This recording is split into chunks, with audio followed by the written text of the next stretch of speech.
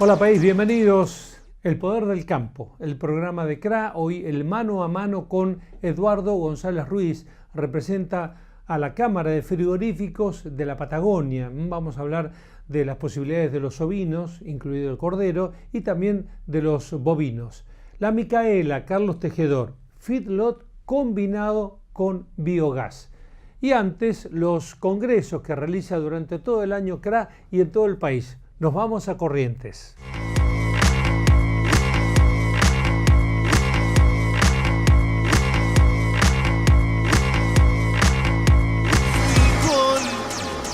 La verdad que el congreso este es muy importante, es el primer congreso regional del NEA que hace CRA y la importancia para nosotros es muy grande teniendo en cuenta que los temas que se están tocando son temas que impactan directamente en las distintas producciones de la provincia. El primer tema que ya se tocó, el tema ambiental, es un problema que Misiones permanentemente es un tema en discusión. Casualmente, en este momento en la legislatura provincial se inició un debate respecto de envases. Permanentemente está el problema de las distintas producciones forestales, de las pasteras, etc. Bueno, nosotros en general convivimos, nuestra producción en Misiones convive con el cuidado del medio ambiente y es una de las pocas provincias que tiene desde hace ya muchos años un Ministerio de Ecología. Con lo cual, en principio, los temas que están diagramados en el Congreso son temas que nos atañen y mucho a nuestra provincia y a nuestra producción. Las producciones, lo que más nos está afectando a las producciones no es precisamente el cambio climático, sino son los precios de los productos de las economías regionales, que eso realmente a nuestra provincia nos afecta muchísimo, porque toda nuestra producción básicamente se da en economía regional, se da en la forestación, yerba, té, y el productor en general está pasando por un momento, digamos, delicado. Así que por el momento problema de cambio climático no tenemos, estamos alertas, son temas que siempre se discuten, pero en realidad el mayor problema son los precios. La producción del campo para los correntinos es fundamental, por eso nosotros, el gobierno de la provincia, venimos a acompañar este tipo de congresos que son el alma mater de todo lo que tiene que ver con el desarrollo, así que estamos muy agradecidos con la CRA.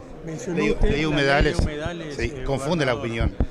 Mire, la ley de humedales, nosotros tenemos que tener una racionalidad en esa ley, tenemos que tener cuidado, nosotros tenemos áreas protegidas y no podemos proteger a una provincia porque estamos acotando la producción. La producción tampoco puede avanzar sobre aquellos medios que nosotros consideramos que hay que protegerlos. Nosotros tenemos nuestra propia ley y sabemos y lo hacemos la explotación de nuestro medio ambiente con total responsabilidad. Ya hemos fijado nosotros nuestras áreas protegidas, por lo tanto es una potestad de las provincias, que son las que conocen su recurso y su medio ambiente. Así que nosotros estamos defendiendo que sea la provincia de Corrientes la que define este tipo de cosas y no el Congreso de la Nación. Matías, te quiero preguntar sobre las cadenas del NEA, que estamos acá en el Congreso Regional de CRA, y la presión fiscal que tiene la producción agropecuaria en Argentina. Mirá, la presión fiscal todavía sigue siendo altísima. La realidad es que el Estado, tenemos un Estado gigantesco, eso ya lo sabemos, que tiene que ser pagado por los sectores productivos. El gradualismo lo paga el sector productivo, básicamente. La reforma tributaria, junto con otras reformas que vienen, implican ir reduciendo esa presión fiscal que hoy llega a parámetros del 50%. A nivel país, y todavía como tenés las retenciones en las hojas, si vos sumás la presión fiscal y la contribución fiscal de todos los 4 cultivos principales, tenés casi un 70%, todavía un 67% de componente tributario. Tenés los impuestos nacionales, los provinciales, las tasas, los municipales, que todo afecta, pero al mismo bolsillo. Y de esa forma repercute íntegramente. La modificación cambiaria que sufrió el tipo de cambio en estos días va a dar cierta ventaja competitiva en el corto plazo, pero los insumos que están basados en dólares y que son la mayoría, por lo menos para lo que es la agricultura, le va a cortar ese terreno rápidamente. En lo que es la ganadería, creo que las mejores perspectivas vienen desde el punto de vista de la apertura de mercados como es Japón, como es China, y esperando que eso repercuta en el precio, que todavía no lo estamos viendo. ganadería el precio todavía no llega al productor, digamos, al bolsillo del productor? No, para nada, inclusive ahí estás vendiendo al mismo precio que vendías en diciembre del 2015. O sea, tenés un año y medio de inflación de costos que venís sufriendo y no se reflejó en el valor todavía de la carne. Creo que eso se va a reflejar, es un proceso mucho más lento, pero la apertura de mercados va a implicar una mayor producción, van a cambiar los parámetros de producción y con eso también deberíamos tener una mejora sustancial en el precio del ganado en pie. ¿Y este aumento del dólar, en cuánto beneficia a la producción o al tener los insumos dolarizados, por lo menos el sector agropecuario, también es para seguir viéndolo de cerca? No, desde ya es un beneficio inmediato rápido, pero muy cortito, porque en el caso de la agricultura vos tenés que la mayoría de tus insumos están dolarizados o dependen en algún grado del dólar. Por ejemplo, el petróleo subiendo, pero el tipo de cambio sobre el efecto del barril del petróleo te impacta en el precio del gasoil, que impacta en un 40% del precio que vos tenés en el surtidor. Entonces esa componente del 40% ya está subiendo por tipo de cambio, vas a tener ciertos costos que te van a subir, ciertos costos internos que te van a subir atado a ese tipo de cambio, y en lo que es agricultura, lo que es vacunas, lo que es todo eso se mueve muy parecido al tipo de cambio, con lo cual no creas una ventaja competitiva sustentable en el tiempo solo por una diferencia cambiaria. Sí mejora mucho a ciertas actividades regionales que venían muy retrasadas, pero la mayoría de las estructuras de costos que tiene el sector productivo, esa ventaja que logra en forma rápida con un tipo de cambio te la corta muy rápidamente tus insumos. Se adelantan al proceso, para ser exacto. Para agendar, del 3 al 6 de agosto, Expo Pillaguay, esto es en Entre Ríos, 23 y 24 de agosto, el Congreso de Fundaciones y Entes contra la Fiebre Aftosa, y el 13 de septiembre, el Congreso de CRA, Conagro, en el Palacio de Aguas, en la ciudad de Buenos Aires.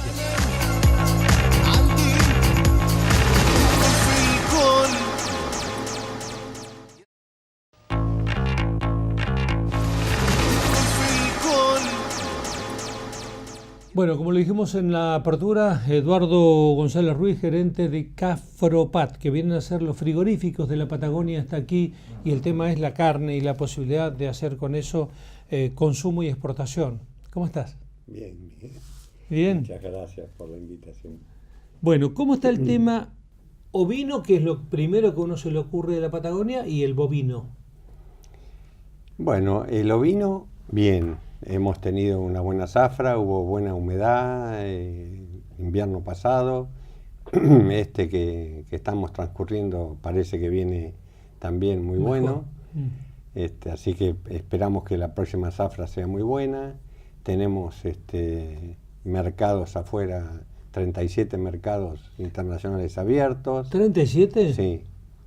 ¿De ovino adulto o de cordero? De las dos cosas. ¿De las dos cosas? Hasta menudencia. Muy bien. Sí, sí, sí. El tema es la producción.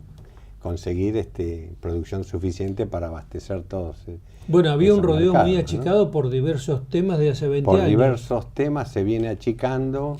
Desde el volcán hasta... Desde el volcán, lo que sucede es que gracias a la ley ovina se pudo mantener la población bastante estable. Sigue siendo, seguimos estando en los 14 millones y medio. 14 millones. Una pregunta que por ahí te meto el lío. En las épocas de oro que me hablaban mis abuelos, 75 millones de cabezas. Estoy hablando de los 40, No, eso ahí, 35, 40. ¿Ya había caído un poco? Sí, sí, ¿Y ya en los había 20, caído. los 20 a 30, 70 y pico? 75 millones llegó. Y sí, sí. Igual era otro... Fin del siglo XIX, principio eran del otros XX. campos, Eran otros campos, eran otras pasturas. Porque las pasturas, sin saberlo, claro. Se fue arruinando un poco. Sí, sí, sí. Y después que, bueno, había mucho... En esa época había mucho engorde en pampa húmeda también, o sea, mucho cordero se traía para acá.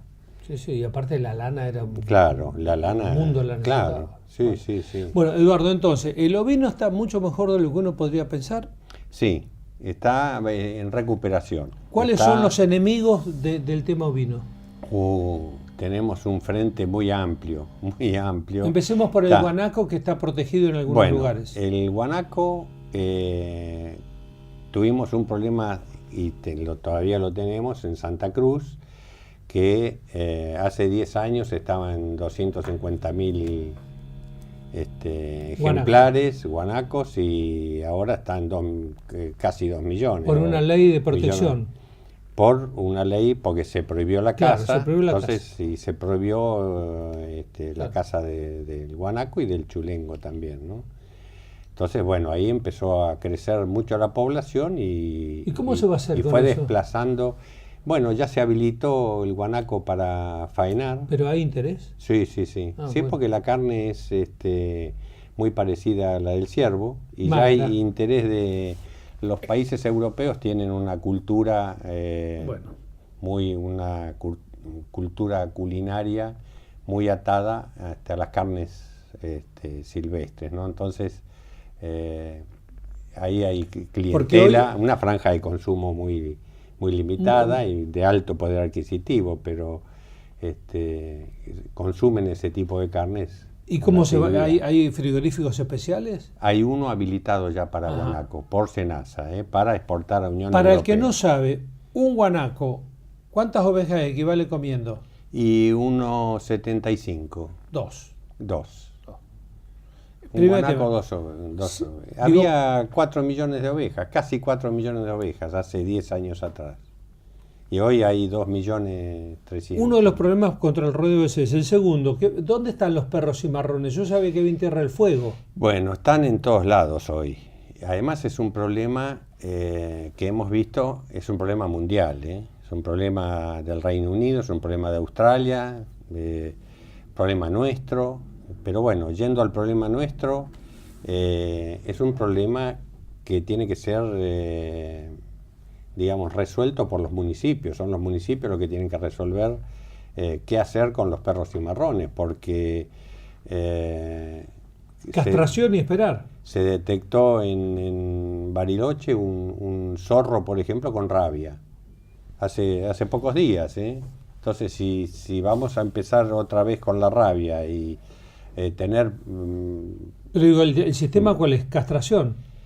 Porque no van a poder... El sistema de castración depende. Si llega a brotar rabia, hay que eliminar los perros. Peligrosísimo. Ahora, si no, es castración. Pero castración es algo muy lento. Claro. Y además hay que castrar muchísimos perros para lograr que baje la población. Entonces... es un sistema mixto, digamos. Otro problema que veo acá en la enumeración es que no está bien organizada la trazabilidad todavía, ¿o sí? No, la trazabilidad está organizada por exigencia de la Unión Europea, claro, en el caso de ellos, la exportación. Claro. ¿no? O sea, los campos que proveen a los frigoríficos para exportar a la Unión Europea tienen que estar inscriptos como proveedores para Unión Europea por reglamentación de Senasa. ¿Los campos están inscriptos? Y sí, tienen que estarlo, si no, Senasa no les da ¿Hay voluntad de inscribirse en los campos? Y teóricamente sí.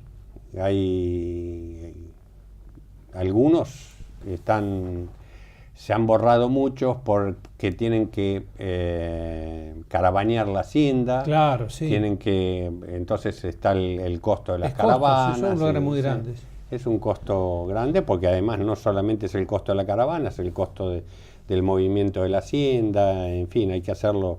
La hacienda en Patagonia no es como en Pampa Húmeda que se mueve... 20.000 hectáreas para juntar 3.000 ovejas. Claro. Entonces se la mueve 2 o 3 veces por año la hacienda. Eduardo, la última más breve. ¿El bovino tiene futuro?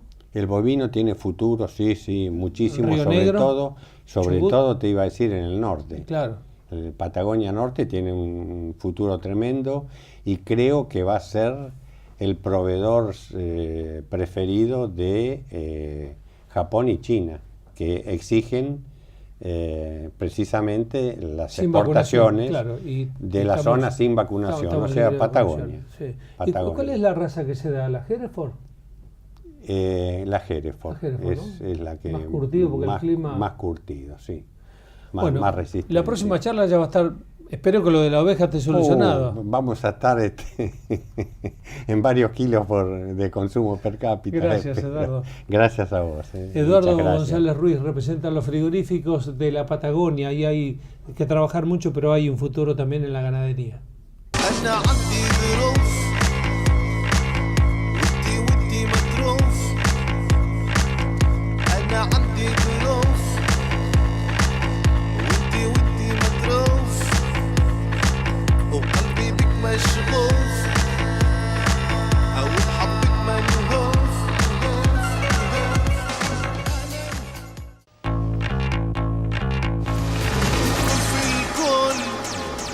En Carlos Tejedor está La Micaela. Ha hecho una inversión para complementar con el feedlot.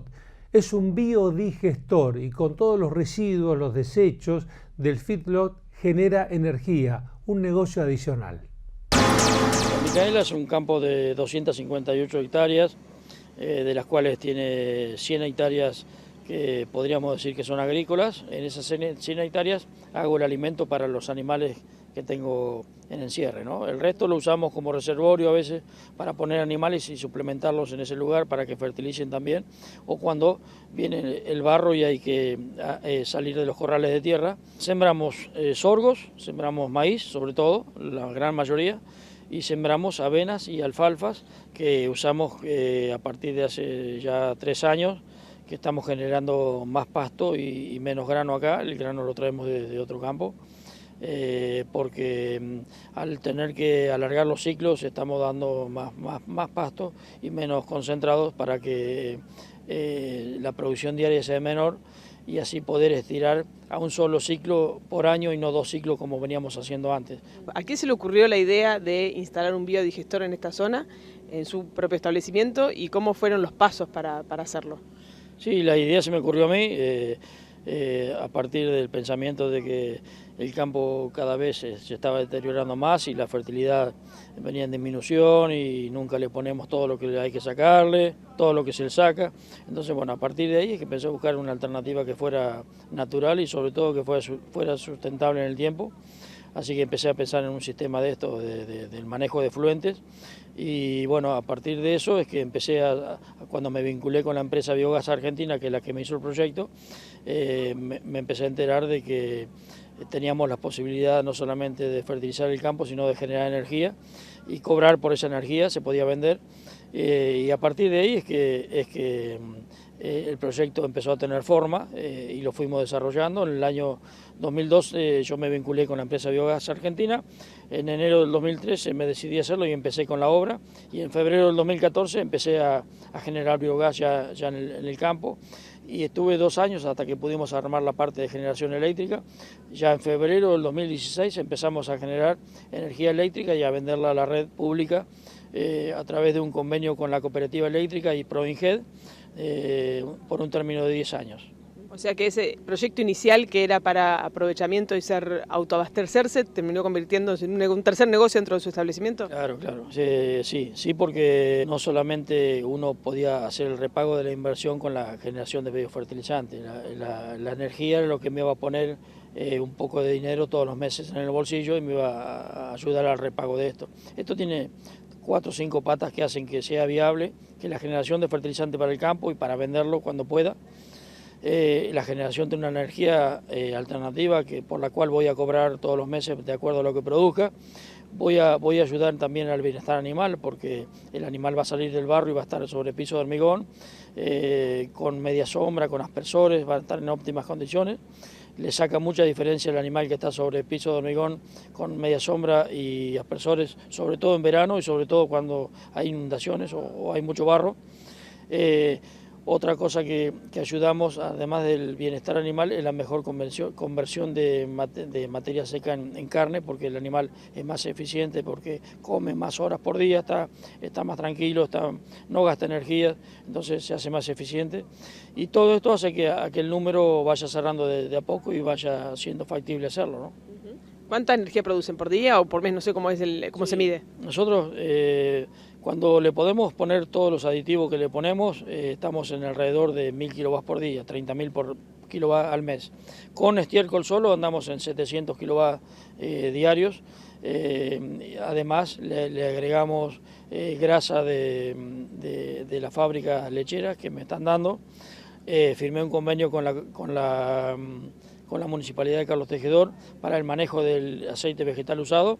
Estamos trayendo al biodigestor el aceite de todos los restaurantes, de todos los comedores escolares y de todos aquellos vecinos que quieran dejar de contaminar la napa o la cloaca. Y bueno, lo están alcanzando y todo eso viene a parar al digestor y acá se transforma en energía porque las bacterias es como que reciben un nuevo alimento para generar y bueno, todo se recicla, ¿no? Bueno, acá estamos en un caso muy particular que es la Micaela, que hace alrededor de 5 años decidió hacer un set de corrales con piso de cemento, porque básicamente el objetivo era juntar la bosta en forma diaria para hacer funcionar un biodigestor. Un biodigestor es como un rumen de una vaca que básicamente está fijo, que hay que darle movimientos con hélices para mezclar, hay que darle temperatura para que se mantenga a 38 grados a través de una serie de cañerías que van por las paredes, serpentina, digamos, tipo calefón, por así decirlo. Y entonces funciona como un rumen. ¿Cuál es la función? Producir metano, gas que se recupera, se filtra, se purifica y con eso se hace andar un motor con distintos objetivos. Es decir, cualquier proceso de explosión, en lugar de alimentarlo con nafta, con gasoil, se alimenta con gas salido del biodigestor. Uno puede armar el tamaño del filo en función del biodigestor o el biodigestor en función del tamaño del filo. Es un poco... nosotros tenemos otro filo que tiene piso de cemento y tiene 4.000 cabezas y tiene un biodigestor para 4.000 cabezas. Este es un filo que arrancó con 500 cabezas y se hizo un tamaño de biodigestor pensando en la cantidad de bosta que produce un animal por día, cuánta bosta produce más o menos en los 15 o 20 días, que es donde la bosta demora en fermentarse, y en función del número de cabezas, por la cantidad de bosta que produce por 20, te da el volumen del biodigestor. Acá vos tenés 3 ingresos, o sea... Lo que te genera la cantidad de animales que vos planificás, que es la escala del feedlot, lo que te genera la bosta que voy a ingresar al biodigestor, y ahí tenés 2 vertientes. Una es cuánto metano vas a producir, que de ahí es cuánta electricidad y cuánto vas a ingresar por eso, y cuánto biofertilizante, porque el residuo benéfico del biodigestor es la producción de biofertilizante. Es decir, un biofertilizante, ¿qué es? Es un fertilizante orgánico que se tira al piso, que en teoría tiene o debería tener el mismo poder de fertilizante que los inorgánicos que se compran.